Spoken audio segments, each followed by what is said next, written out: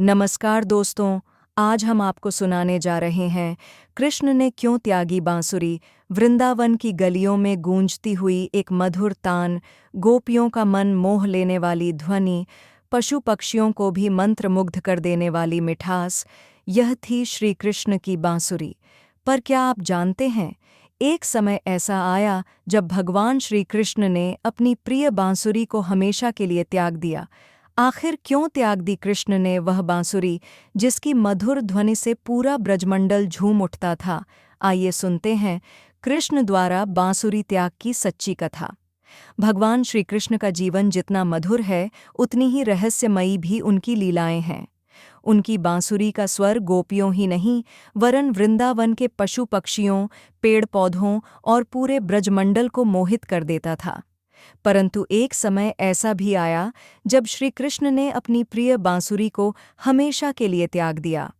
कथा इस प्रकार है, जब भगवान श्री कृष्ण ने मथुरा जाकर कंस का वध किया और उसके बाद द्वारका में अपना राज्य स्थापित किया, तब धीरे धीरे उनका जीवन लीला स्वरूप बदलने लगा। अब वे न केवल गोपियों के प्रिय कान्हा थे, बल्कि एक राजा, एक रक्षक और एक मर्यादा पुरुष भी थे। कहा जाता है कि एक दिन भगवान श्री कृष्ण की रानी रुक्मिणी जी ने उनसे विनम्र निवेदन किया, स्वामी, आपकी बांसुरी की धुन इतनी मोहक है कि जब भी आप इसे बजाते हैं तो मैं स्वयं को आपसे दूर अनुभव करती हूँ। आपकी यह बांसुरी केवल गोपियों की यादें ताज़ा करती है। आप द्वारका के राजा हैं, कृपया अब इसे त्याग दें। श्री कृष्ण ने मुस्कुराकर रुक्मिणी की बात स्वीकार कर ली। उन्होंने अपनी प्रिय बांसुरी उठाई और द्वारका के महल से बाहर निकलकर समुद्र तट पर पहुंचे। वहां वे गहरे ध्यान में लीन हुए और अपनी बांसुरी को समुद्र की लहरों को समर्पित कर दिया।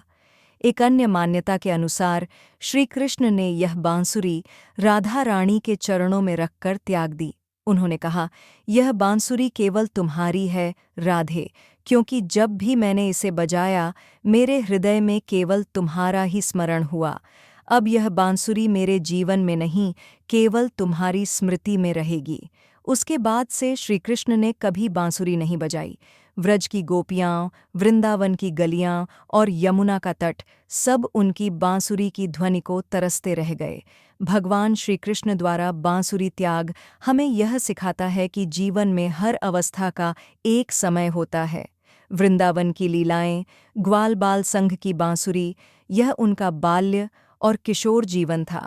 जब वे द्वारका के राजा बने तो उन्होंने अपने कर्तव्य और धर्म को प्रधानता दी और यही संदेश दिया कि जीवन में जब जब समय बदले तो हमें अपने कर्तव्यों के अनुसार आगे बढ़ना चाहिए।